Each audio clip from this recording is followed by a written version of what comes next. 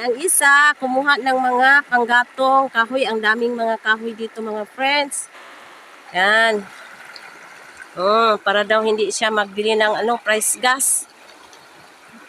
Yan, kahoy-kahoy muna. Habang may maraming kahoy ngayon. Yan.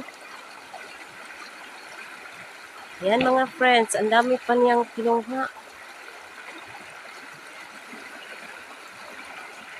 Yan. Dito yan sa may tabing ilog niya kinuha yung mga kahoy. Yung mga aso, sino kaya? Ay, may-ari ng lupa. Lah, ang aso. Oh. Ay, may aso din.